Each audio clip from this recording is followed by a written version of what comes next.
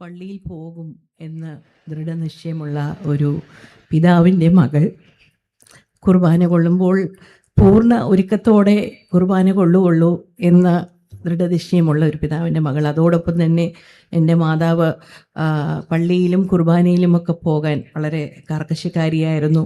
ചെറുപ്പത്തിൽ എല്ലാ ഞായറാഴ്ചകളും പള്ളിയിൽ പോയിരിക്കണം, സൺഡേ സ്കൂളിൽ പോയിരിക്കണം. ശനിയാഴ്ചയ്ക്ക് സൺഡേ ഉച്ചവരെ വേറെ ഒരു, ഇന്നത്തെ കാലം പോലല്ല, സൺഡേ ഉച്ചവരെ നമുക്ക് വേറൊന്നും ചെയ്യാൻ പാടില്ല, പള്ളിയായിരിക്കും. ഉച്ചയ്ക്ക് ശേഷം കുഴപ്പമില്ല. അതൊക്കെ ആയിരിക്കാം, ആ അടിത്തറകളായിരിക്കാം ഇന്ന് ഇങ്ങനെ എന്നെയും നിങ്ങളുടെ മുമ്പിൽ നിർത്തിയിരിക്കുന്നത്.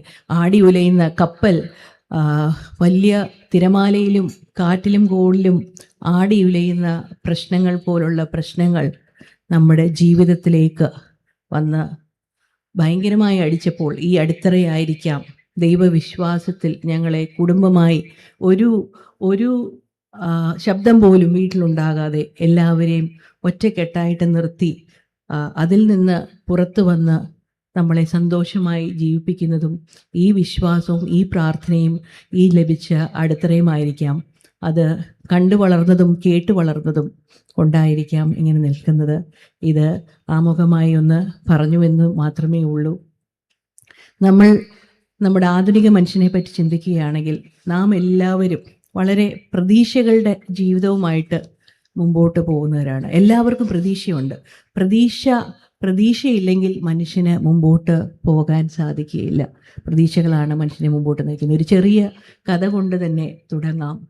ഒരു മലഞ്ചെരുവിൽ ഒരു വൃദ്ധയായ സ്ത്രീ ജീവിച്ചിരുന്നു. അവർ ഒറ്റയ്ക്കായിരുന്നു താമസിച്ചിരുന്നത്. ആ സ്ത്രീയുടെ വീടിൻ്റെ അടുത്ത് ഒരു എഴുത്തുകാരൻ ഉണ്ടായിരുന്നു. അദ്ദേഹം അവിടെ സ്ഥിരമായി താമസിച്ചിരുന്നു. പക്ഷെ അദ്ദേഹം ഭയങ്കരമായി യാത്ര ചെയ്യുന്ന ഒരു വ്യക്തിയായിരുന്നു. എപ്പോഴും യാത്ര ചെയ്യാൻ താല്പര്യപ്പെടുന്ന ഒരു വ്യക്തിയായിരുന്നു. അപ്പം ഈ സ്ത്രീ ഒറ്റയ്ക്കായിരുന്നത്, വൃദ്ധയായ സ്ത്രീ ഒറ്റയ്ക്കായിരുന്നത് കൊണ്ട് ഇദ്ദേഹം യാത്ര ചെയ്യാൻ പോകുമ്പം എപ്പോഴും ഈ അമ്മയുടെ അടുത്ത് വന്ന് പറഞ്ഞിട്ട് ഞാൻ പോവുകയാണ് എന്ന് പറഞ്ഞിട്ടായിരുന്നു പോയിക്കൊണ്ടിരുന്നത്.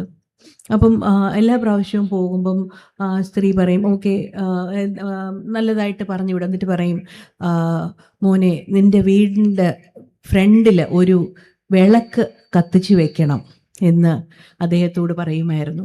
അദ്ദേഹം ആ വിളക്ക് കത്തിച്ച് വെക്കും, എന്നിട്ട് പോകും, തിരിച്ചു വരും.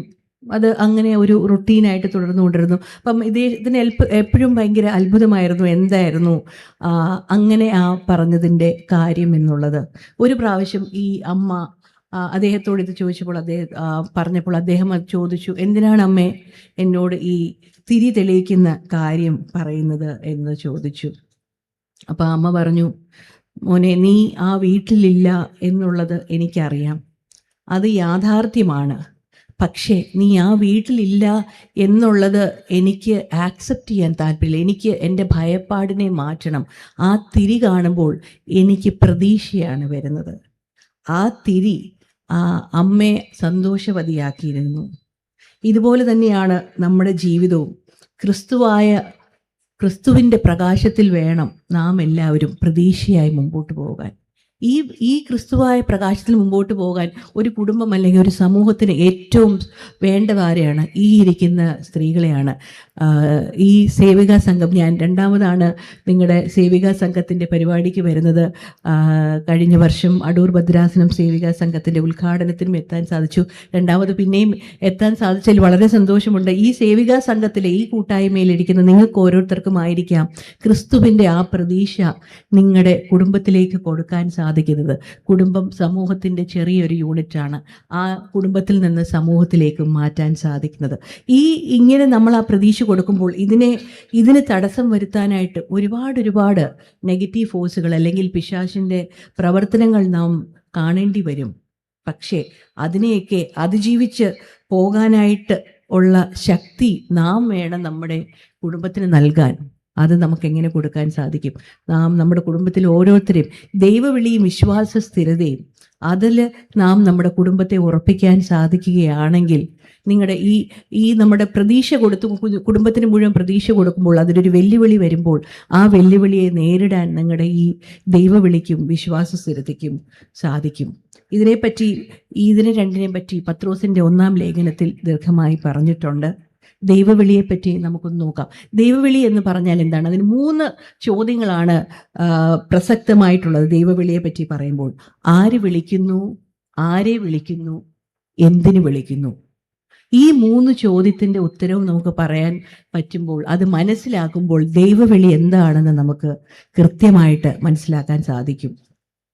ഇതിൻ്റെ ദൈവവിളിയുടെ അടിസ്ഥാനമായ ഒരു തത്വം എന്ന് പറയുന്നത് നാം എന്തുമാത്രം ദൈവത്തെ സ്നേഹിക്കുന്നു എന്നല്ല, ദൈവം നമ്മളെ എന്തുമാത്രം സ്നേഹിക്കുന്നു എന്നാണ്. ഈ ദൈവവിളി ലഭിച്ച അനേകരെ നമുക്ക് ബൈബിളിൽ കാണാൻ പറ്റും. എല്ലാ പ്രവാചകന്മാരും പിന്നെ എല്ലാ ക്യാരക്ടേഴ്സും, ഒരുപാട് ക്യാരക്ടേഴ്സ് ദൈവവിളി ലഭിച്ചവരാണ്.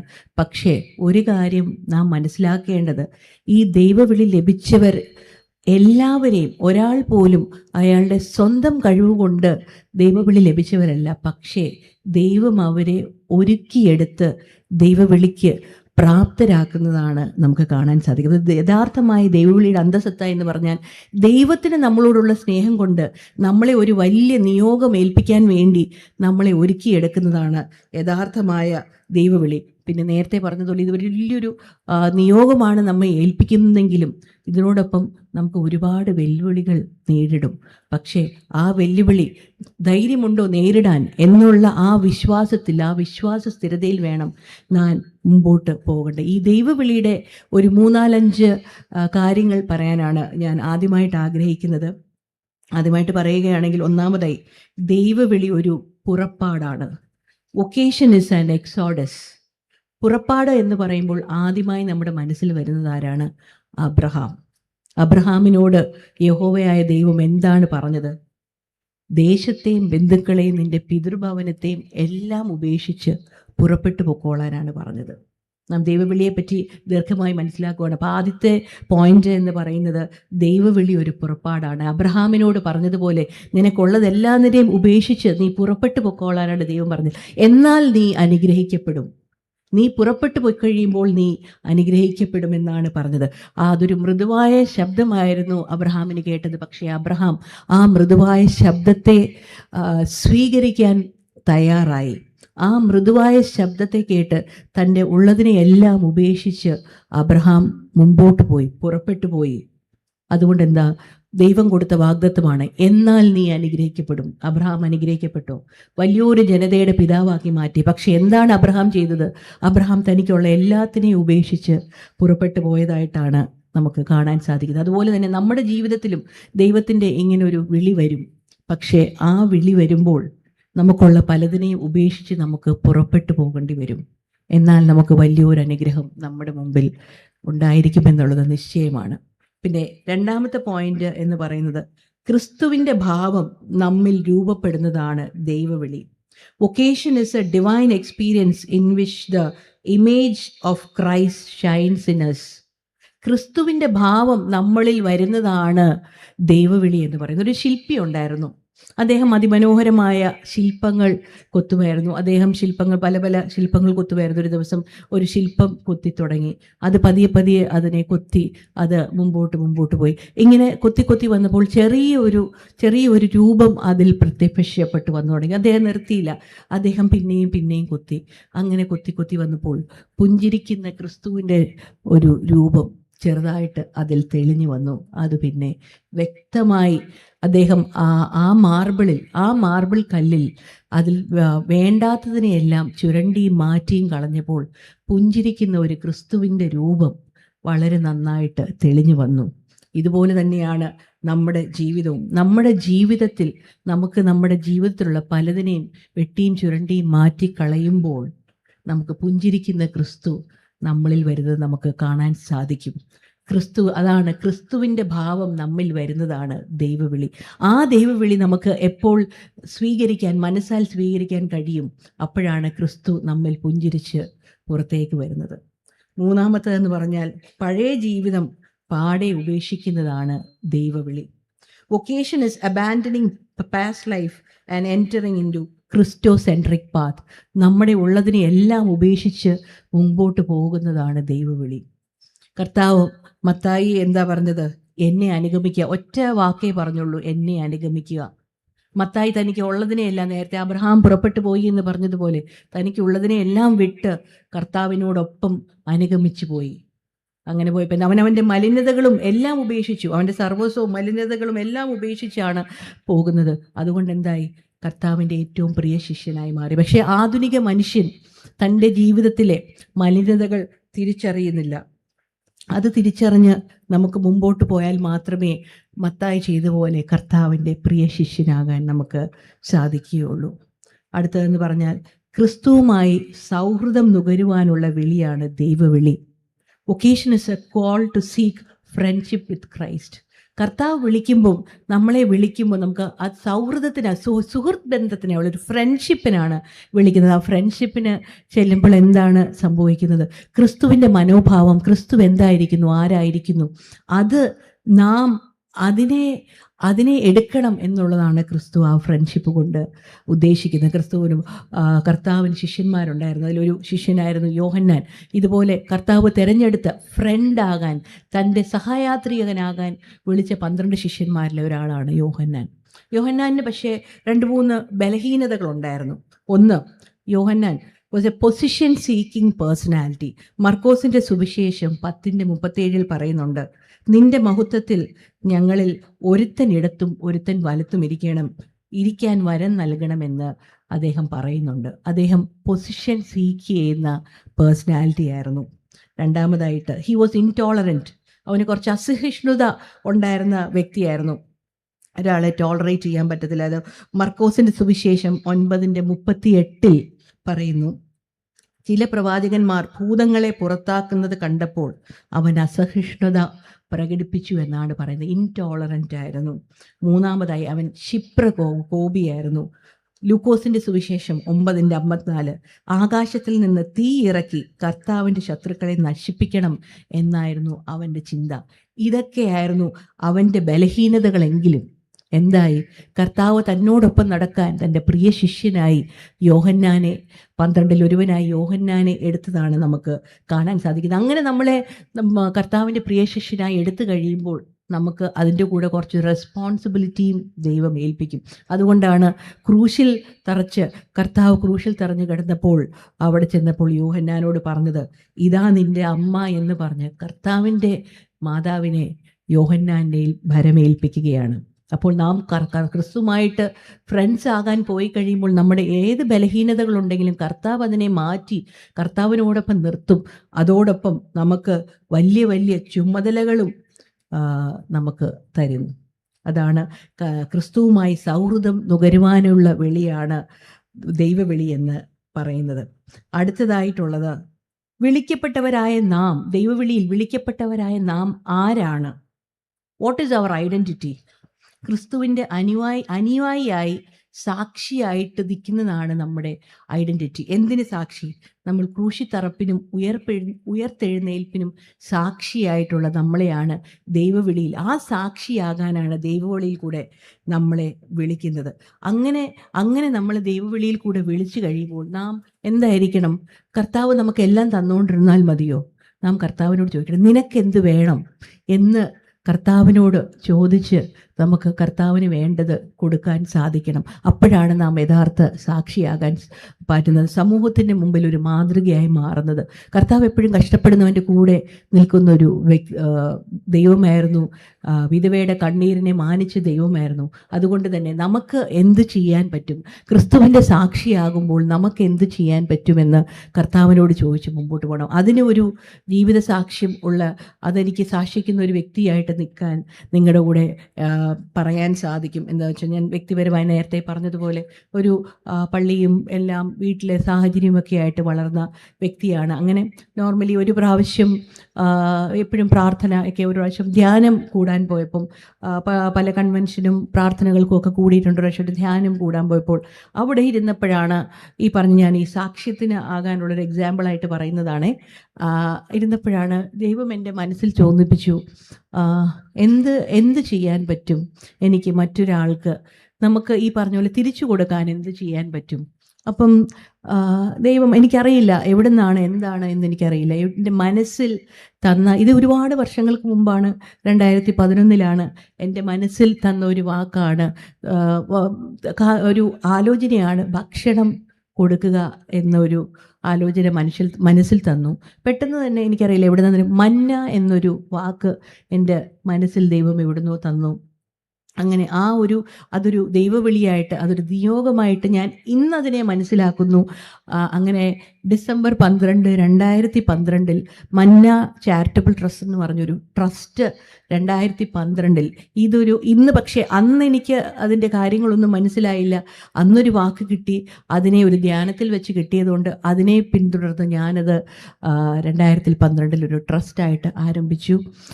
അതേ ഡിസംബർ 12, 2012 തന്നെ എൻ്റെ മകനെ അന്ന് 5.5 വയസ്സിൽ മധുവായിലും കയറ്റി. അങ്ങനെ 2 വലിയ കാര്യങ്ങൾ. ഒന്ന് നിയോഗമായിട്ട് ഞാനതിനെ കാണുന്നു. അന്ന് തൊട്ട് ആർക്കെങ്കിലുമൊക്കെ എന്തെങ്കിലുമൊക്കെ ചെറിയ സഹായങ്ങൾ ചെയ്യാൻ പറ്റുമെങ്കിൽ ചെയ്ത് പോകുന്നു.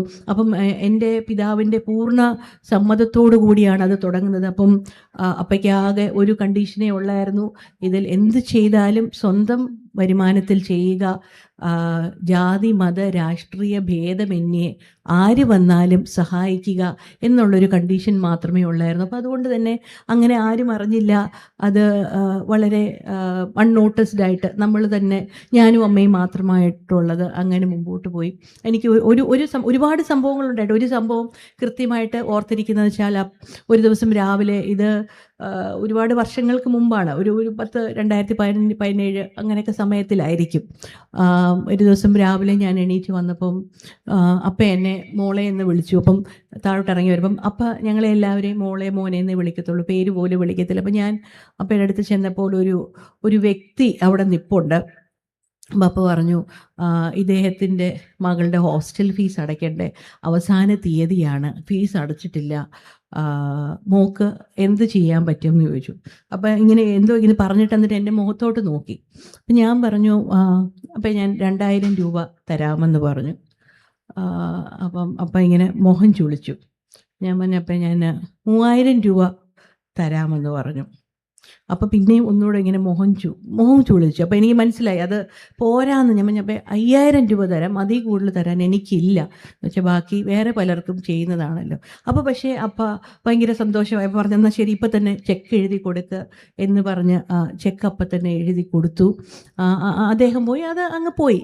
അത് കഴിഞ്ഞ് കുറേ വർഷങ്ങൾക്ക് ശേഷം, ഒരുപാട് വർഷങ്ങൾക്ക് ശേഷം ഒരു ദിവസം ഒരു വ്യക്തി വീട്ടിൽ വന്നിട്ട് ഇങ്ങനെ പറഞ്ഞു, എന്നെ ഓർമ്മയുണ്ടോ, പണ്ട് സാറ് എനിക്ക് മകളുടെ ഹോസ്റ്റൽ ഫീസ് തന്നതാണ്, ഇന്ന് മകൾ പഠിച്ച് മിടുക്കിയായി നല്ലൊരു ജോലിയിൽ എവിടെയോ വർക്ക് ചെയ്യുന്നു എന്ന് പറഞ്ഞു.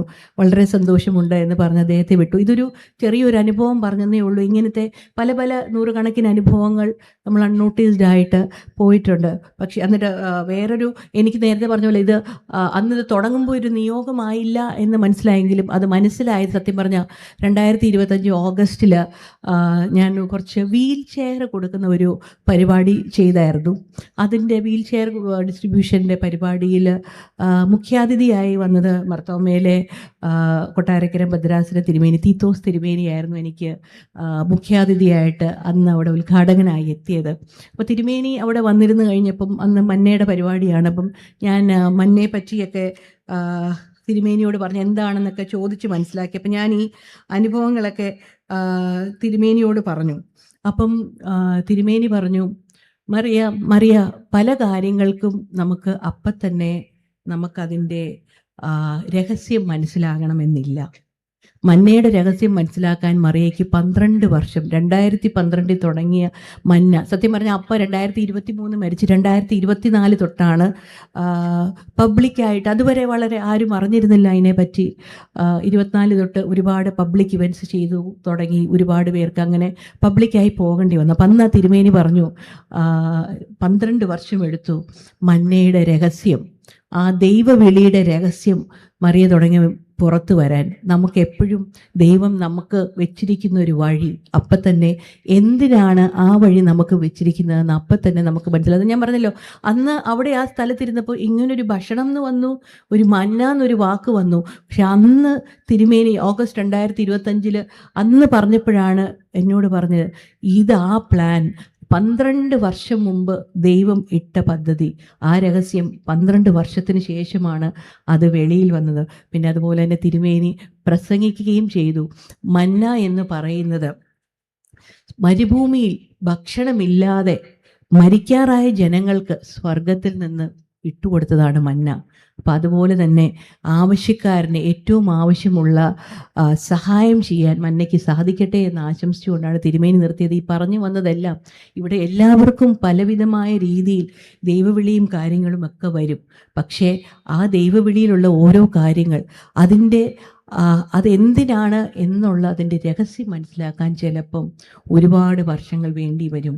എനിക്ക് ആ രഹസ്യം മനസ്സിലായത് അത് 12 വർഷം തിന് ശേഷമാണ് ആ മന്നയ്ക്കുള്ള അർത്ഥം തന്നതെങ്കിലും അത് എനിക്ക് മനസ്സിലാക്കി തന്നത് തിരുമേനി 13 വർഷങ്ങൾക്ക് ശേഷമാണ്. നിങ്ങളുടെ ജീവിതത്തിലും ഓരോരുത്തർക്കും ഇങ്ങനെ ഓരോ ദൈവവിളി ഉണ്ടാകാം. എന്തുകൊണ്ട് ഇന്ന് ഞാൻ ഇവിടെ നിന്ന് ഈ പ്രസംഗിക്കുകയാണ്. എനിക്കൊരു 10 വർഷം മുമ്പ് ഇതിനെപ്പറ്റി ചിന്തിക്കാൻ പറ്റത്തില്ല. പക്ഷേ പല ജീവിതത്തിൽ പല അനുഭവങ്ങളും നേരിടേണ്ടി വന്നു. പക്ഷേ അപ്പോഴെല്ലാം ഈ നേരത്തെ മാർബിളിൽ കൊത്തിയെടുക്കുന്ന പോലെ ചുരണ്ടി നമ്മളെ പുഞ്ചിരിക്കുന്ന ക്രിസ്തുവാക്കാനായിട്ടുള്ള പ്രവർത്തനമാണെന്ന് ഇന്ന് ഞാനതിനെ മനസ്സിലാക്കുന്നു. നിങ്ങൾക്ക് ഓരോരുത്തർക്കും എല്ലാവർക്കും അങ്ങനത്തെ ജീവിതാനുഭവം ഉണ്ടാവും. ഒരിക്കലും എന്തുകൊണ്ട് എൻ്റെ ജീവിതത്തിൽ ഇങ്ങനെ സംഭവിച്ചു എന്ന് നമുക്ക് പലപ്പോഴും തോന്നാം. പക്ഷേ ഇതിനൊക്കെ വലിയൊരു ഉദ്ദേശമുണ്ടായിരുന്നു. പുഞ്ചിരിക്കുന്ന ക്രിസ്തുവിനെ നമ്മളിലേക്ക് കൊണ്ടുവരാൻ വേണ്ടിയാണ് ഈ ജീവിതാനുഭവം നമ്മളിലേക്ക് തരുന്ന. ഇത് 10, 15, 20, 25 ചിലപ്പോൾ നമ്മുടെ മരണശേഷമായിരിക്കാം അതിൻ്റെ അർത്ഥം വെളിവായി വരുന്നത്, ആ രഹസ്യം വെളിവായി വരുന്നത്. അത് നമുക്കെല്ലാവർക്കും ഏത് കഷ്ടതയിലും നമുക്ക് അതെല്ലാവർക്കും ആ പ്രതീക്ഷയിൽ മുമ്പോട്ട് പോകാൻ പറ്റുമെങ്കിൽ നമ്മൾ ഏറ്റവും അനുഗ്രഹിക്കപ്പെട്ടവരായി മുമ്പോട്ട് പോകാൻ സാധിക്കും. ദൈവവിളിയെപ്പറ്റി പറഞ്ഞതുപോലെ തന്നെ മറ്റൊരു വാക്കാണ് വിശ്വാസ സ്ഥിരത. പറഞ്ഞു വന്നത്, ഇവിടെ ഇരിക്കുന്ന സ്ത്രീകൾക്ക് എല്ലാവർക്കും ഒരു കുടുംബത്തിൻ്റെ നെടുന്തൂണ് സ്ത്രീയാണ്. അവർക്ക് ഓരോ കുടുംബത്തിനെയും ദൈവവിളിയിലും വിശ്വാസ സ്ഥിരതയിലും ഉറപ്പിക്കാൻ സാധിക്കുകയാണെങ്കിൽ ഇന്ന് നമ്മുടെ സമൂഹത്തിൽ കാണുന്ന പല പല പ്രശ്നങ്ങൾ ഇതെല്ലാം എന്തുകൊണ്ട് സംഭവിക്കുന്നു? വിശ്വാസമില്ലാത്തതുകൊണ്ട് സംഭവിക്കുന്നു. 5 വയസ്സുകാരൻ ആത്മഹത്യ ചെയ്യുന്നു, 8 വയസ്സുകാരൻ ആത്മഹത്യ ചെയ്യുന്നു, സ്വന്തം അനിയനെ തലക്കടിച്ചു കൊല്ലുന്നു. എന്തുകൊണ്ട് സംഭവിക്കുന്നു? നമ്മുടെ തലമുറയെ ദൈവവിളിയിലും വിശ്വാസ സ്ഥിരതയിലും വളർത്താൻ സാധിക്കുന്നില്ല. ഈ പറഞ്ഞ കാര്യങ്ങൾ 5 കാര്യങ്ങൾ നാം പറഞ്ഞു. അത് ഓരോ കാര്യങ്ങളും നമുക്ക് നമ്മുടെ വീട്ടിലേക്ക്, നമ്മുടെ കുടുംബത്തിലേക്ക് കൊണ്ടുവരാൻ സാധിക്കുകയാണെങ്കിൽ ഇതില്ലാത്തൊരു സമൂഹം നമുക്ക് വാർത്തെടുക്കാൻ സാധിക്കും. ദൈവവിളി ഒരു പുറപ്പാടാണ്. നമുക്കുള്ളതിനെ എല്ലാം ഉപേക്ഷിച്ച് കർത്താവിനോടൊപ്പം പോണ്ടി വരും. നമുക്കുള്ള അഴുക്കുകൾ കൊത്തി മാറ്റിയെടുത്ത് കഴിയുമ്പോൾ പുഞ്ചിരിക്കുന്ന ക്രിസ്തു നമ്മളിലേക്ക് തെളിഞ്ഞു വരും. അതുപോലെ തന്നെ മത്തായി പോയതുപോലെ നമുക്കുള്ള എല്ലാ മലിനതകളെയും ഉപേക്ഷിച്ച് നമുക്ക് പോകാൻ സാധിച്ച് ക്രിസ്തുവിൻ്റെ സ്നേഹം തുറന്ന് ക്രിസ്തുവിൻ്റെ ഒരു കൂട്ടുകാരനായി പോകാൻ നമ്മുടെ എല്ലാ ബലഹീനതയും ഉപേക്ഷിച്ച് കർത്താവ് നമ്മളെ ഫ്രണ്ടായിട്ട് സ്വീകരിക്കും. അങ്ങനെ വരുമ്പോൾ നമുക്ക് കർത്താവിൻ്റെ സാക്ഷിയായി തീരും. കർത്താവിൻ്റെ സാക്ഷിയായി തീരുമ്പോൾ ഒരുപാട് വെല്ലുവിളികൾ നമുക്ക് നേരിട്ടാലും അതിൻ്റെ അർത്ഥം ഒരുപാട് വർഷങ്ങൾക്ക് ശേഷം നമ്മുടെ മുമ്പിൽ തെളിഞ്ഞു വരും. അതിന് നിങ്ങൾക്ക് ഓരോരുത്തർക്കും സാധിക്കണം. അതുപോലെ തന്നെ വിശ്വാസ സ്ഥിരതയെ നമുക്ക് ബൈബിളിൽ ഒരുപാട് ക്യാരക്ടേഴ്സിനെ കാണാൻ സാധിക്കും. അതിൽ വിശ്വാസ സ്ഥിരതയിൽ ഏറ്റവും ഇമ്പോർട്ടൻ്റ് ആയിട്ട് ഞാൻ പറയാൻ ആഗ്രഹിക്കുന്നത് ഹന്നയെ പറ്റിയാണ്. നിങ്ങൾക്ക് എല്ലാവർക്കും ഹന്നയെ പറ്റി അറിയാം. വിശ്വാസ സ്ഥിരതയുടെ ഒരു കാര്യം എന്ന് പറയുന്നത് നമുക്ക് ഒരു വിശ്വാസ സ്ഥിരത ഒരു റണ്ണിങ് ട്രാക്ക് പോലെ കണ്ടാൽ മതി. നമ്മളെല്ലാവരും ആ റണ്ണിങ് ട്രാക്കിൽ ഓടിക്കൊണ്ടിരിക്കുകയാണ്. ആത്മീയമായിട്ടാണെങ്കിലും ഭൗതികമായിട്ടാണെങ്കിലും നാം ആ ട്രാക്കിൽ ഓടിക്കൊണ്ടിരിക്കുകയാണ്. പക്ഷേ ആ ട്രാക്കിൽ ഓടിക്കൊണ്ടിരിക്കുമ്പോൾ നമുക്ക് വിജയം കൈവരിക്കണമെങ്കിൽ നമുക്ക് ക്ഷീണം തോന്നാം, മാനസികമായി ക്ഷീണം തോന്നാം. പക്ഷേ അത് പ്രാക്ടീസ് ചെയ്തോ, നമ്മൾ എനർജി ഡ്രിങ്ക് കുടിച്ചോ, നമ്മൾ അത് ഓവർകം ചെയ്ത് എൻ പോയിന്റിൽ എത്തുന്നവരെ നമുക്ക് അക്ഷീണം ഓടാൻ സാധിക്കണം. എന്നാൽ മാത്രമേ വിജയം കൈവരിക്കാൻ സാധിക്കുകയുള്ളൂ. ആ വിശ്വാസ സ്ഥിരത നമ്മൾ ചെറുപ്പത്തിൽ പഠിച്ച വിശ്വാസ സ്ഥിരത, നമുക്ക് ചെറുപ്പത്തിൽ കിട്ടിയ വിശ്വാസ സ്ഥിരത ഒരിക്കലും നഷ്ടപ്പെട്ടു പോകാതെ അതുപോലെ പിടിച്ച് മുറുകെ കൊണ്ടുപോകാൻ സാധിക്കുവാണെങ്കിൽ നമുക്ക് ജീവിത വിജയം ഉറപ്പായിട്ടും ഉണ്ടാകും. ഹന്നയുടെ കഥ പറയുകയാണെങ്കിൽ നിങ്ങൾക്ക് എല്ലാവർക്കും അറിയാവുന്നതുപോലെ എൽക്കാനയുടെ ഭാര്യയായിരുന്നു ഹന്ന. എൽക്കാനയ്ക്ക് പെനീന, ഹന്ന എന്ന് പറഞ്ഞ് 2 ഭാര്യമാരായിരുന്നു ഉണ്ടായിരുന്നത്. അതിൽ പെനീന കുറച്ച് അഹങ്കാരിയും കുറച്ച് വഴക്ക് പിടിക്കുന്നവളുമൊക്കെ ആയിരുന്നു. ഹന്നയ്ക്കോ മക്കളില്ലായിരുന്നു. അതുകൊണ്ട് തന്നെ പെനീന ഹന്നയെ ഒരുപാട് കളിയാക്കുകയൊക്കെ ചെയ്തിരുന്നു. അതുകൊണ്ട് ഹന്നയ്ക്ക് ദുഃഖമുണ്ടായിരുന്നെങ്കിലും ഹന്ന വിശ്വാസ സ്ഥിരതയിൽ ഉറപ്പോടെ നിന്ന വ്യക്തിയാണ്. അതുകൊണ്ട് എന്താണ് സംഭവിച്ചത്? കർത്താവ് അവളുടെ വിശ്വാസത്തെ കണ്ട് അവൾക്ക് ശമൂവേൽ ബാലനെ നൽകുന്നതായിട്ടാണ് കണ്ടത്. അവളുടെ വിശ്വാസത്തിൽ മാത്രമാണ് ശമൂവേൽ ബാലനെ ഹന്നയ്ക്ക് കൊടുക്കുന്നതായിട്ട് നമുക്ക് കാണാൻ സാധിക്കുന്നത്. വിശ്വാസ സ്ഥിരതയെ പറ്റി പറയുമ്പോൾ വിശ്വാസ സ്ഥിരത ദൈവപ്രസാദത്തിനായുള്ള കാത്തിരിപ്പാണ്. ഈ പറഞ്ഞതുപോലെ ഹന്നയ്ക്ക് ശമൂവേൽ ബാലൻ ഉണ്ടാകുന്ന ആ ദൈവപ്രസാദം കിട്ടുന്നത് വരെ ഹന്ന പ്രാർത്ഥിച്ചുകൊണ്ടിരുന്ന ബൈബിളിൽ വേറെ പല ക്യാരക്ടേഴ്സും ദൈവം ഹന്നയെ ഒരുക്കിയെടുക്കുന്നത് കാണാൻ സാധിക്കും. അവൾ സ്ഥിരമായി ദൈവവുമായിട്ട് ബന്ധമുള്ളവളായിരുന്നു. മോശയും ദാവീദിനെയൊക്കെ നമുക്ക് കാണാം. മോശയും ദാവീദും ഒക്കെ അവർക്ക് കുറച്ച് കുറവുകളുള്ള, മോശ വിക്കനായിരുന്നു, ദാവീദ് ബാലനായിരുന്നു. ഇവരുടെ ഈ കുറവുകളൊക്കെ കർത്താവ് പരിഹരിച്ചുകൊണ്ട് അതിനെയെല്ലാം കവറപ്പ് ചെയ്താണ് ഇവരെ സ്ഥിരപ്പെടുത്തി, വിശ്വാസത്തിൽ സ്ഥിരപ്പെടുത്തി വലിയൊരു ജനതയെ നയിക്കാൻ മുമ്പോട്ട് കൊണ്ടുപോകുന്നത്. അതുപോലെ തന്നെ ഹന്നയ്ക്ക് ശമൂവേൽ ബാലനെ പോലെ ഒരു കുഞ്ഞ് ജനിക്കാൻ വേണ്ടി അവൾ നിരന്തരം ദൈവവുമായിട്ട് ബന്ധപ്പെടുന്നവളായിരുന്നെങ്കിലും ആ വിശ്വാസ സ്ഥിരതയിൽ ഉറപ്പിച്ച് ശമൂവേൽ ബാലനെ പോലൊരു കുഞ്ഞിനെ കൊടുക്കാനായിട്ട് ഹന്നയെ തയ്യാറാക്കുന്നതാണ് നമുക്ക് കാണാൻ സാധിക്കുന്നത്. അതാണ് ദൈവപ്രസാദത്തിനായിട്ടുള്ള കാത്തിരിപ്പാണ് വിശ്വാസ സ്ഥിരത. നമ്മുടെ ജീവിതത്തിൽ ഒരുപാട് നമ്മളെ ദുഃഖിപ്പിക്കുന്ന അനുഭവങ്ങൾ ഉണ്ടായാലും നമുക്ക് ഈ വ്രണപ്പെടുത്ത അനുഭവങ്ങളെയെല്ലാം വിശ്വാസ സ്ഥിരതയിലൂടെ മാറ്റിയെടുക്കാൻ സാധിക്കും. അതുപോലെ വിശ്വാസ സ്ഥിരത പ്രാർത്ഥനയുടെ ശക്തി അനുഭവിച്ചറിയുന്നതാണ്. രണ്ടാമതായി പ്രാർത്ഥനയുടെ ശക്തി അനുഭവിച്ചറിയുന്നത് ഹന്നയുടെ പ്രാർത്ഥന. ഏറ്റവും ഹൃദയസ്പർശിയായ പ്രാർത്ഥനയാണ് ഹന്നയുടെ പ്രാർത്ഥന എന്നാണ് ബൈബിൾ പറയുന്നത്. അവൾ 2 കാര്യങ്ങൾ, അവൾ ദൈവത്തിലേക്ക് ഹൃദയം പകരുകയാണ്. അവൾ 2 കാര്യങ്ങളാണ് ദൈവത്തോട് പറഞ്ഞത്. അടിയൻ്റെ സങ്കടം നോക്കണം, അടിയനെ ഓർക്കണം. ഇത് പറഞ്ഞു കഴിഞ്ഞ് ഇത് വെച്ചായിരുന്നു അവൾ പ്രാർത്ഥിച്ചുകൊണ്ടിരുന്നത്. അപ്പം അവളുടെ പ്രാർത്ഥനയുടെ ശക്തി എന്താ? ശമൂവേൽ ബാലനെ അവൾക്ക് നൽകി. അതുപോലെ തന്നെ വിശ്വാസ സ്ഥിരത വാക്ക് പാലിക്കപ്പെടുന്ന ദൈവിക മർമ്മമാണ്. ദൈവത്തിനായി അവൾ കാത്തിരുന്നു. അപ്പം അവളുടെ നിന്നെ ദൈവം മാറ്റി. അവളുടെ പ്രതീക്ഷയുണ്ടായിരുന്നു, ഇനി ഒരിക്കലും എൻ്റെ മുഖം വാടി പോവുകയില്ല എന്നുള്ള അവളുടെ ആ പ്രതീക്ഷയ്ക്ക് ഭംഗം വരാതെ ദൈവം അവൾക്ക് ശമൂവേൽ ബാലനെ കൊടുക്കുന്നതാണ് നമുക്ക് കാണുന്നത്. അപ്പം നമ്മൾ ദൈവവിളിയും വിശ്വാസ സ്ഥിരതയും കണ്ടു കഴിഞ്ഞു. ദൈവവിളിയും നമ്മൾ ഉറച്ചു നിൽക്കണം. വിശ്വാസ സ്ഥിരതയുടെ ഏറ്റവും വലിയ എക്സാമ്പിൾ ഹന്നയുടെ ഓരോ കാര്യങ്ങൾ നോക്കിയാൽ എന്തുകൊണ്ട് ഹന്നയ്ക്ക് അത് ലഭിച്ചു? അവളുടെ മുഖം വാടിപ്പോയില്ല. നാമും വിശ്വാസ സ്ഥിരതയിൽ ഉറച്ചു നിന്ന് കഴിയുമ്പോൾ നമ്മുടെ നിന്ന മാറ്റും. ഒരുപാട് നിന്നകളൊക്കെ നമുക്ക് വന്നാലും ഇതിൽ നിന്ന് മാറ്റി ദൈവം നമ്മുടെ മുഖം നമ്മളെ ചിരിപ്പിക്കും. മന്ദസ്മിതം, ദൈവത്തിൻ്റെ ഒരു കാറ്റ് മതി നമ്മുടെ ജീവിതം മറിയാൻ. ഇങ്ങനെ നാം മുമ്പോട്ട് പോകുമ്പോൾ ഈ വിശ്വാസസ്ഥിരതയിലും ദൈവവിളിയിലുമുള്ള അനേക പ്രവാചകരെ ബൈബിളിൽ നാം കാണുന്നുണ്ട്. എന്തായിരുന്നു പ്രവാചകന്മാരുടെ ലക്ഷ്യം? അവരെ കൊണ്ട് ദൈവം ഉദ്ദേശിച്ചത് എന്താണ്? പ്രവാചകന്മാരെ ദൈവം ഉദ്ദേശിക്കുന്നത് മനുഷ്യരോട് ദൈവത്തിന് വേണ്ടി സംവാദിക്കുന്നവരായിട്ടാണ് ദൈവം അവരെ കണ്ടിട്ടുള്ളത്. ഈ പ്രവാചകന്മാരെ കൊണ്ട് നമുക്ക് ട്രാൻസ്ഫോർമേഷൻ, ഞാൻ നേരത്തെ പറഞ്ഞു മനുഷ്യരെല്ലാവരും ചേഞ്ച് ആഗ്രഹിക്കുന്നവരാണ്. പക്ഷെ നമ്മൾ ഭൗതികമായ നേട്ടങ്ങൾക്കുള്ള ഒരുപാട് ചേഞ്ചാണ് നമ്മൾ ആഗ്രഹിക്കുന്നത്. ഇപ്പം സൈക്കിളുള്ള ഒരു വ്യക്തി എനിക്ക് സ്കൂട്ടർ വേണമെന്ന് ആഗ്രഹിക്കും, സ്കൂട്ടറുള്ള വ്യക്തി കാറ് വേണമെന്ന് ആഗ്രഹിക്കും, കാറുള്ള വ്യക്തി ലക്ഷറി കാർ വേണമെന്ന് ആഗ്രഹിക്കുക. അതൊരിക്കലും തെറ്റല്ല, അതിനുവേണ്ടി നാം വർക്ക് ചെയ്യുന്നു. പക്ഷേ ഇതുപോലെ തന്നെ ആത്മീയമായ നേട്ടങ്ങളും ലഭിക്കാനായിട്ട് നാം പ്രാർത്ഥിക്കണം. അതിനുവേണ്ടി ദൈവം ഉപയോഗിച്ച വ്യക്തികളാണ് പ്രവാചകന്മാർ. നാം ദിവസവും കുർബാന കുർബാനയ്ക്ക് പോകാറുണ്ട്.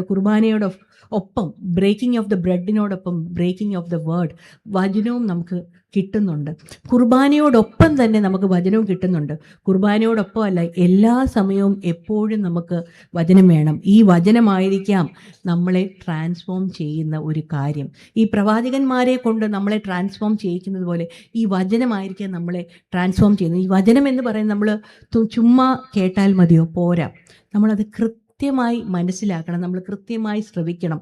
വചനം നമ്മൾ കൃത്യമായി ശ്രമിക്കണം, അതിൻ്റെ അർത്ഥം കൃത്യമായി മനസ്സിലാക്കണം. ചുമ്മാ ഇപ്പോൾ കൺവെൻഷനിലൊക്കെ ഇതുപോലെ എല്ലാവരും കൺവെൻഷൻ നടത്തുന്നു, പ്രാർത്ഥനാ യോഗങ്ങൾ നടത്തുന്നു. പക്ഷേ നാം ഇവിടെ വന്നിട്ട് ഇത് ചുമ്മാ കേട്ടിട്ട് പോവുകയാണെങ്കിൽ ഒരു കുടം കമത്തി വെച്ച് അതിൻ്റെ പുറത്തോട് വെള്ളം ഒഴിക്കുന്നത് പോലെയുള്ളൂ. പക്ഷേ അതുപോലെ ആയിരിക്കരുത് കൺവെൻഷൻ എക്സ്പീരിയൻസ് എന്ന് പറയുന്നത്.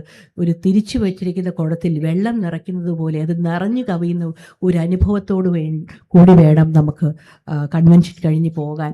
നമുക്ക് ഈ വചനം ശ്രമിച്ച് അത് വചനം മനസ്സിലാക്കണം. അതോടൊപ്പം തന്നെ ഒരുപാട് പേര് വചനം പ്രഘോഷിക്കുന്നുണ്ട്. ഇവിടെ കൺവെൻഷനിൽ എല്ലാ ദിവസവും നാം വചനം കേൾക്കുന്നുണ്ട്. പക്ഷേ അത് ജസ്റ്റ് പ്രഘോഷണം മാത്രമായിട്ട് കാര്യമുണ്ടോ? ഒരു കാര്യവുമില്ല. നമ്മളത് പ്രാവർത്തികമാക്കണം. നമുക്കത് നമ്മുടെ ജീവിതത്തിൽ പ്രാവർത്തികമാക്കിയാൽ മാത്രമേ നാം ക്രിസ്തുവിൻ്റെ സാക്ഷിയാകുള്ളൂ. നാം പഠിച്ച കാര്യം പ്രാവർത്തികമാക്കിയാൽ മാത്രമേ നാം സമൂഹത്തിന് വലിയൊരു എക്സാമ്പിളായി മാറുന്നുള്ളൂ. നമ്മുടെ എക്സാമ്പിൾ കണ്ട് ഇതുപോലെ 100 കണക്കിന് എക്സാമ്പിളുകൾ ഉയർന്നു വരണം. എന്നാൽ മാത്രമേ നമുക്ക് നമ്മുടെ സമൂഹത്തെ നന്മയുള്ള സമൂഹമായി മുമ്പോട്ട് കൊണ്ടുപോകാൻ സാധിക്കത്തുള്ളൂ. അപ്പോൾ നാം കേൾക്കുന്ന ഈ ഓരോ വചനം നമ്മളെ ട്രാൻസ്ഫോം ചെയ്യാൻ കുർബാന കാണുന്നതിനോടൊപ്പം ഈ വചനമാണ് എന്നെ ഇന്നിവിടെ നിർത്തിയിരിക്കുന്നതെന്ന് എനിക്ക് പറയാൻ സാധിക്കും. ഈ വചനം മനസ്സിലാക്കി മനുഷ്യന് നന്മയ്ക്ക് ഉതകുകയാണെങ്കിൽ അത് കണ്ടു വളർന്ന ഒരു വ്യക്തി എന്ന രീതിയിലായിരിക്കും ഞാനിത് പറയുന്നത്. നമുക്കത് സമൂഹ നന്മയ്ക്ക് കഷ്ടപ്പെടുന്നവൻ ഒരാൾക്ക് കൊടുക്കാൻ സാധിക്കുവാണെങ്കിൽ മാത്രമാണ് നാം ക്രിസ്തുവിൻ്റെ ഏറ്റവും നല്ല സാക്ഷികളായി തീരുന്നത് എന്ന് പറയാൻ സാധിക്കും. ഈ പ്രവാചകന്മാരെ പറ്റി ഞാൻ പറഞ്ഞു. ഒരുപാട് പ്രവാചകന്മാരെ ദൈവം ഉപയോഗിച്ചു മനുഷ്യരുടെ മാനസാന്തരത്തിന് വേണ്ടി. അതിൽ ഒരു പ്രവാചകനെ പറ്റി പറയാനാണ് ഞാൻ ആഗ്രഹിക്കുന്നത്. നമ്മുടെ ബൈബിൾ വചനം എന്നതാണ് യോനാ പ്രവാചകൻ മറ്റുള്ള പ്രവാചകന്മാരിലെല്ലാവരും വ്യത്യസ്തമായിരുന്നു. നാം മനസ്സിലാക്കിയതുണ്ട്. യോനാ പ്രവാചകനെ പറ്റി പറയുമ്പോൾ ദൈവം ഒരു കാര്യത്തിന് വിട്ടിട്ട് അതിൽ നിന്ന് മാറിപ്പോയി, ദൈവത്തിൻ്റെ പറഞ്ഞ നിയോഗത്തിൽ നിന്ന് മാറി വേറൊരു വഴിയിൽ സഞ്ചരിച്ച് നാശത്തിലേക്ക് പോയി. മുടിയനായ പുത്രൻ മടങ്ങി വന്നതുപോലെ മടങ്ങി വന്ന പ്രവാചകനാണ് യോനാ പ്രവാചകനെ പറ്റി ഉള്ള ചെറിയ കാര്യം പറയാനാണ് ആഗ്രഹിക്കുന്നത്. യോനാ പ്രവചനത്തെ നോക്കുകയാണെങ്കിൽ യോനാ പ്രവചനം 4 അധ്യായങ്ങളാണുള്ളത്. 1-ാമത്തെ അധ്യായം ദ പ്രോഡിഗൽ പ്രോഫറ്റ്, ദൈവത്തിൽ നിന്ന് അകന്നു പോകുന്ന യോനയാണ് 1-ാമത്തെ അധ്യായത്തിൽ കാണുന്നത്. നാം ഇന്നിവിടെ വായിച്ച 2-ാമത്തെ അധ്യായം ദ പ്രേയിങ് പ്രോഫറ്റ്, ദൈവത്തോട് നിലവിളിക്കുന്ന പ്രവാചകനെയാണ് നമുക്ക് 2-ാമത്തെ അധ്യായത്തിൽ കാണാൻ സാധിക്കുന്നത്. 3-ാമത്തെ അധ്യായം എന്ന് പറയുന്നത് പ്രീച്ചിങ് പ്രോഫറ്റ്, ദൈവത്തിന് വേണ്ടി ജനങ്ങളോട് സംസാരിക്കുന്ന യോനയാണ് 3-ാം അധ്യായത്തിൽ കാണുന്നത്. 4-ാം അധ്യായമോ ദ പോണ്ടിങ് പ്രോഫറ്റ്, ദൈവത്തോട് പരാതി പറയുന്ന യോനയാണ് 4-ാമത്തെ അധ്യായത്തിൽ കാണുന്നത്. പരാതി പറയുന്നത് എന്ന് പറഞ്ഞു കഴിഞ്ഞാൽ നാം കാണുന്നതോട് അതിലൊരു ആവണക്ക മരം ഉണ്ട്. ആവണക്ക മരം പെട്ടെന്ന് വളർന്നു വന്നു യോനയ്ക്ക് ഒരു തണൽ കൊടുക്കുന്ന ഒരു അവസ്ഥ ആവണക്ക് കൊടുത്തു. പെട്ടെന്ന് പക്ഷേ അതിനെ ഒരു പുഴു കയറി അതിനെ കടിച്ച് അത് പെട്ടെന്നങ്ങ് നശിച്ചുപോയി. യോനയുടെ തണലും നഷ്ടപ്പെട്ടു. ഇത് കണ്ടിട്ട് സർവ്വചരാചരങ്ങളോടും കരുണ കാണിക്കുന്ന സൃഷ്ടാവ് എൻ്റെ ഒരു തണൽ നഷ്ടപ്പെടുത്തി എന്ന് പറഞ്ഞ് പരാതി പറയുന്ന യോനയാണ് 4-ാം അധ്യായത്തിൽ കാണുന്നത്.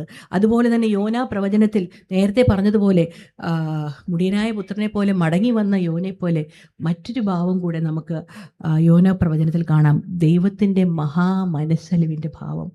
യോനയുടെ തിരിച്ചു വരവിനോടൊപ്പം തന്നെ ദൈവത്തിൻ്റെ മഹാമനസ്സലിവാണ് നമുക്ക് യോനാ പ്രവചനത്തിൽ കാണാൻ പറ്റുന്നത്.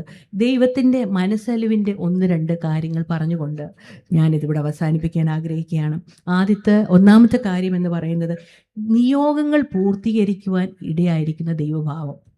ഈ യോനാ പുസ്തകത്തിൻ്റെ നിയോഗങ്ങൾ പൂർത്തീകരിക്കാനുള്ള ദൈവഭാവമാണ് യോനാ പുസ്തകത്തിൽ കാണുന്നത്. നിയോഗം എന്ന് പറഞ്ഞാൽ എന്താണ്? എനിക്ക് നേരത്തെ പറഞ്ഞല്ലോ, എനിക്ക് ദൈവം ഒരു നിയോഗം തന്നിട്ടുണ്ട്. നിങ്ങൾക്ക് ഓരോരുത്തർക്കും ഓരോ നിയോഗം തന്നിട്ടുണ്ട്. അത് ദൈവം തന്ന നിയോഗമാണ്. സൃഷ്ടാവ് നമുക്ക് തന്ന നിയോഗമാണ്. അത് സൃഷ്ടി പൂർത്തീകരിക്കുമ്പോഴാണ് അത് നിയോഗം പൂർത്തീകരിക്കുന്നത്. പക്ഷേ നാം പൂർണ്ണമാകുന്നത്. പക്ഷേ അതിൻ്റെ ഇടയിൽ സൃഷ്ടിയായ നമ്മൾ അതിൻ്റെ ഇടയിൽ അനുസരണക്കേട് കാണിച്ച് അത് മാറിപ്പോവുകയാണെങ്കിൽ ആ നിയോഗം നടക്കുന്നില്ല, ആ പൂർത്തീകരണം അവിടെ നടക്കുന്നില്ല. നാം യോനയുടെ പുസ്തകം നോക്കുകയാണെങ്കിൽ സൃഷ്ടാവിൻ്റെ എല്ലാ ക്രിയേഷൻസും, അത് കപ്പലായിക്കോട്ടെ, കടലായിക്കോട്ടെ, കാറ്റായിക്കോട്ടെ, മത്സ്യമായിക്കോട്ടെ, എല്ലാം ആ യോന പ്രവചനത്തിൽ സൃഷ്ടാവിൻ്റെ എല്ലാ ക്രിയേഷൻസും സൃഷ്ടാവിനെ അനുസരിക്കുന്നതാണ് നമുക്കവിടെ കാണാൻ സാധിക്കുന്നത്. പക്ഷേ സൃഷ്ടിയുടെ മകുടമായ മനുഷ്യനോ അവന് കൊടുത്ത നിയോഗത്തെ അവൻ അനുസരണക്കേടാണ് കാണിക്കുന്നത്. അവന് കൊടുത്ത നിയോഗത്തിൽ നിന്ന് അവൻ മാറിപ്പോവുകയാണ്. അവനോട് പറഞ്ഞ കാര്യം ചെയ്യാതെ അവൻ മാറിപ്പോവുകയാണ്. പക്ഷേ അങ്ങനെ ചെയ്യുമ്പോൾ എന്താണ് പറ്റുന്നത്? നമുക്ക് സൃഷ്ടാവ് തന്നൊരു നിയോഗമുണ്ട്. ആ നിയോഗത്തിൽ നിന്ന് നാം മാറിപ്പോകുമ്പോൾ നാം നാശത്തിൻ്റെ പടുകുഴിയിലേക്ക് വീഴുന്നത് നമുക്ക് കാണാൻ സാധിക്കും. നാശത്തിൻ്റെ പടുകുഴി, നമുക്ക് ആ കഥ തന്നെ യോനയുടെ പ്രവചനം നോക്കിയാൽ നമുക്ക് മനസ്സിലാവും എന്താണ് എന്തൊക്കെ നാശത്തിൻ്റെ പടുകുഴിയിലേക്കാണ് യോന വീണതെന്ന് നമുക്ക് നോക്കാം.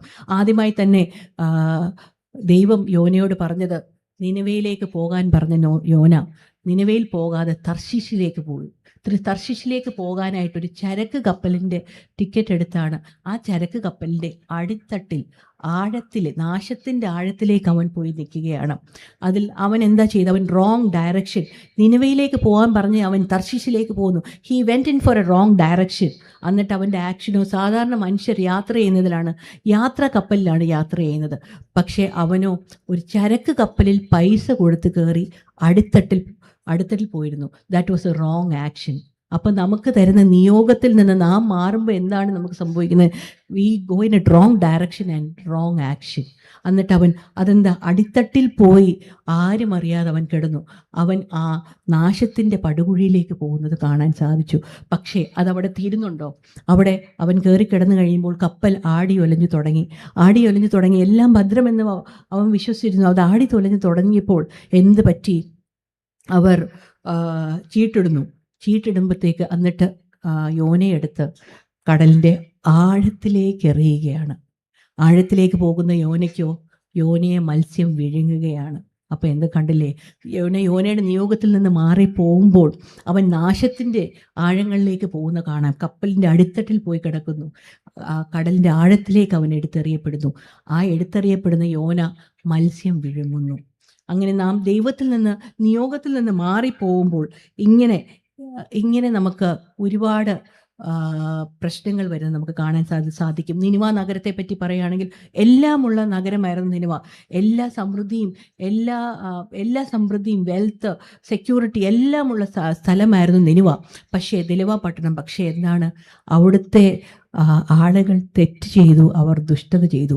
അവരെ തിരിച്ചു കൊണ്ടുവരാനാണ് പ്രവാചകനെ ദൈവം അങ്ങോട്ട് അയക്കുന്നത്. അതുപോലെ അങ്ങോട്ട് അയക്കുന്ന ആ പ്രവാചകനെയും ക്രിസ്തുവിനെയും തമ്മിൽ സിറിൽ ഓഫ് ജെറുസലേം എന്ന് പറഞ്ഞ പിതാവ് അവരെ തമ്മിൽ കമ്പയർ ചെയ്യുന്നുണ്ട്. അവർ 2 പാരാമീറ്റേഴ്സ് വെച്ചാൽ കമ്പയർ ചെയ്യുന്നത്. ഒന്നെന്ന് പറഞ്ഞാൽ കർത്താവ് നമുക്ക് എല്ലാവർക്കും വേണ്ടി, മനുഷ്യരാശിക്ക് വേണ്ടി മരിച്ചതാണ് കർത്താവ്. യോനയാകട്ടെ നിനിവ ആളുകൾക്ക് വേണ്ടി അവരുടെ രക്ഷയ്ക്ക് വേണ്ടി വന്നാൽ, കർത്താവ് മനുഷ്യരാശിയുടെ രക്ഷയ്ക്ക് വേണ്ടി വന്നെങ്കിൽ യോന പ്രവാചകൻ നിനവ ജനങ്ങൾക്ക് വേണ്ടി, അവരെ രക്ഷിക്കാൻ വേണ്ടി ദൈവം നിയോഗിക്കപ്പെട്ടതാണ്. അതുപോലെ തന്നെ രണ്ടുപേരും അവരുടെ ജനങ്ങൾക്ക് വേണ്ടി മരണം കൈവരിക്കാൻ തയ്യാറായവരാണ് ഇവർ രണ്ട്. തൻ്റെ കർത്താവ് മനുഷ്യരാശിക്ക് മുഴുവനാണെങ്കിൽ യോന തൻ്റെ നിനവക്കാർക്ക് വേണ്ടി മരണം കൈവരിക്കാൻ റെഡിയായവരാണ്. ഇങ്ങനെ അതുപോലെ തന്നെ ഈ യോന പ്രവചനം നോക്കുമ്പോൾ നമ്മൾ കാണുന്നത്, നേരത്തെ പറഞ്ഞ പോലെ മുടിയനായ പുത്രനെ പോലെ മടങ്ങി വരുന്ന യോന വന്ന് യഥാസ്ഥാനപ്പെടുമ്പോൾ അവൻ്റെ വന്ന് പ്രാർത്ഥന കൊണ്ട് നിനവ പട്ടണവും യഥാസ്ഥാനപ്പെടുന്നതാണ് നമുക്ക് കാണാൻ സാധിക്കുന്നത്. അതാണ് നിയോഗങ്ങൾ പൂർത്തീകരിക്കുവാൻ കൂടെയായിരിക്കുന്ന ദൈവഭാവം. എന്തൊക്കെ ചെയ്താലും നമ്മൾ അതിൽ പശ്ചാത്തപിച്ച് കഴിയുമ്പോൾ അവരെ ഉദ്ദേശിച്ച് ആ നിയോഗങ്ങൾ പൂർത്തീകരിക്കാൻ ഈ ദൈവഭാവം, ദൈവത്തിൻ്റെ മനസ്സലിവ് നമ്മളെ സമ്മതിക്കും. രണ്ടാമത്തെ പോയിന്റ് എന്ന് പറയുന്നത് പിന്മാറ്റക്കാരനെ യഥാസ്ഥാനപ്പെടുത്തുന്ന ദൈവഭാവം. യോനയ്ക്ക് നേരത്തെ കണ്ടപോലെ ദൈവം ഒരു ടാസ്ക് കൊടുത്തിരുന്നു. അവനോടൊരു കാര്യം പറഞ്ഞു, നീ നിനവയിൽ പോയി പ്രസംഗിക്കാൻ. അവിടുത്തെ ആളുകളെ വീണ്ടെടുക്കാനാണ് ദൈവം അവരോട് പറഞ്ഞത്. പക്ഷേ അവൻ പിന്മാറ്റക്കാരനായി ഒളിച്ചോട്ടമാണ്, ദൈവത്തിൽ നിന്ന് മറഞ്ഞ് തർശിഷിലേക്ക് പോകുന്നതാണ് കാണിക്കുന്നത്. പക്ഷേ നേരത്തെ പറഞ്ഞതുപോലെ ആഴത്തിൻ്റെ പടുകുഴിയിലേക്ക്, തെറ്റിൻ്റെ പടുകുഴിയിലേക്ക് പോകുമ്പോൾ ഒരുപാട് പ്രശ്നങ്ങൾ വരുമെന്ന് പറഞ്ഞതുപോലെ ഇവൻ്റെ കപ്പലിൻ്റെ അടിത്തട്ടിൽ പോയി ഏറ്റവും ഭദ്രമായി കിടന്നാലും അവിടെ അസ്വസ്ഥതയുണ്ടായി. നാം തെറ്റ് ചെയ്ത് കഴിയുമ്പോൾ അവർക്ക് അസ്വസ്ഥതയുണ്ടാവും. നാം കാണുന്നുണ്ട് കപ്പലിലെ ആളുകൾ, കപ്പൽ പ്രമാണി, യോന പ്രവചൻ എല്ലാവരും അസ്വസ്ഥരാകുന്നു. എന്ന് വെച്ചാൽ ഇവൻ ഭദ്രമെന്ന് വിചാരിച്ച് കപ്പലിൻ്റെ അടിത്തട്ടിൽ പോയി കിടക്കുമ്പോഴും കപ്പൽ ആടി ഉലയുകയാണ്. അപ്പം എല്ലാവരും അസ്വസ്ഥരാകുകയാണ്. അപ്പം നാം പിന്മാറ്റത്തിൽ പോകുമ്പോൾ നമുക്ക് അസ്വസ്ഥതയുണ്ടാകും. അതുപോലെ തന്നെ നമ്മുടെ ഡിസ്റ്റർബ്ഡ് സ്ലീപ്പ്, നമ്മൾ ഉറക്കത്തിൽ 2 തരം ഉറക്കമുണ്ട്. നമുക്ക് ഡീപ്പ് സ്ലീപ്പുണ്ട്, നല്ല സുഖനിദ്ര കിട്ടും. അല്ലെങ്കിൽ നമുക്ക് ഡിസ്റ്റർബ്ഡ് സ്ലീപ്പായിരിക്കും. പക്ഷെ നമ്മളന്ന് ആ കപ്പലിൽ തെറ്റ് ചെയ്ത് പിന്മാറ്റക്കാരനായി യോന അവിടെ പോയി കിടന്നു കഴിഞ്ഞപ്പോൾ ആ കപ്പലിലുള്ളവർക്ക് എല്ലാവർക്കും ഡിസ്റ്റർബ്ഡ് സ്ലീപ്പാണ് ഉണ്ടാകുന്നത്. ആർക്കും ഉറങ്ങാൻ സാധിക്കുന്നില്ല. ഈ കാറ്റും കോളും കാരണം അവർ ഡിസ്റ്റർബ്ഡ് സ്ലീപ്പാണ്. അതിൽ പിന്നെ ഒരു വിരോധാഭാസം അവിടെ നാം കാണുന്നത് വിജാതിയരുടെ വിശ്വാസവും ദൈവം വിളിച്ചവൻ്റെ നിസ്സംഗതയും.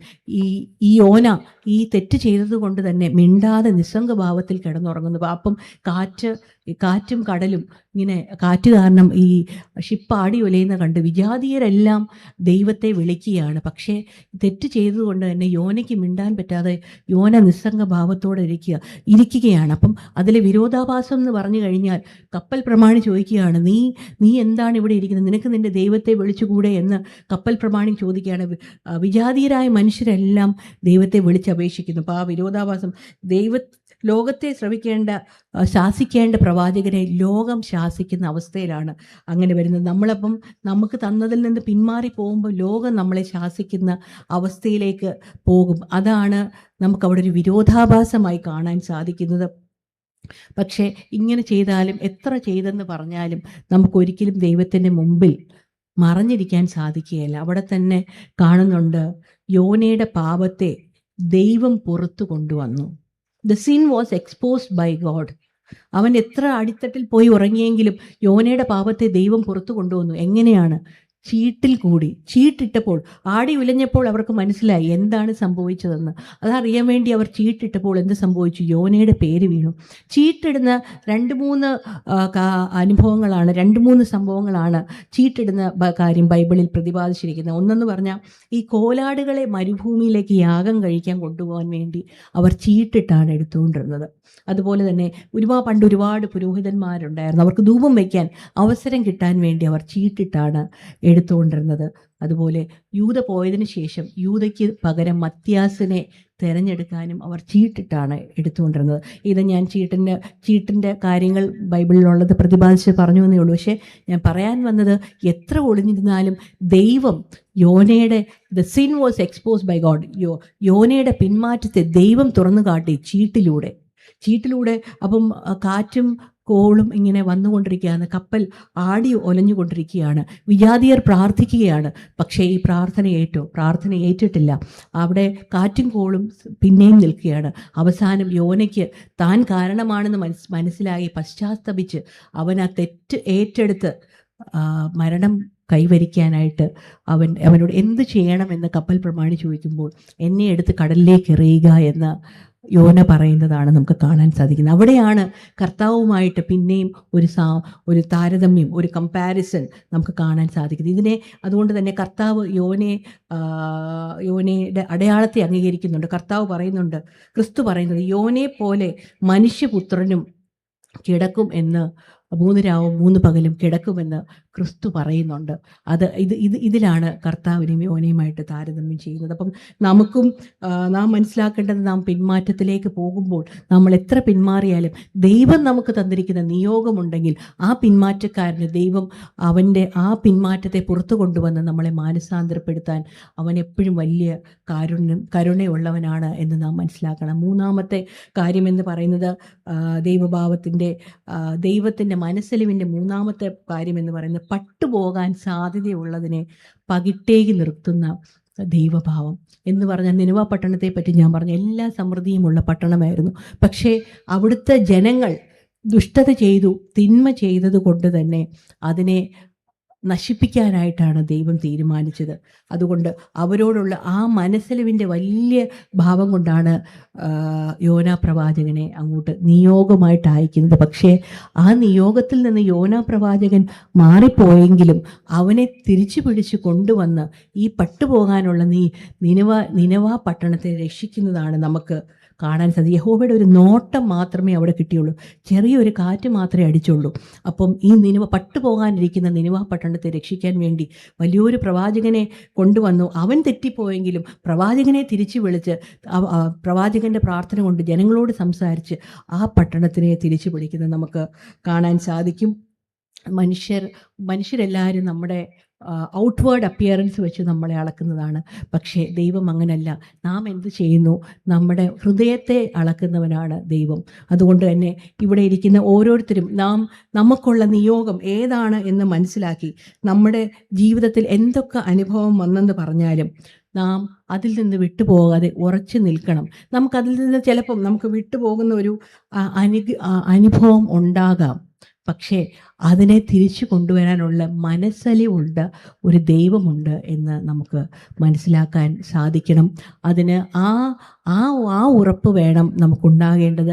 ഇങ്ങനത്തെ കൺവെൻഷൻ, കുർബാന, പ്രാർത്ഥന ഇതെല്ലാം അതിന് അവസരമാക്കണം.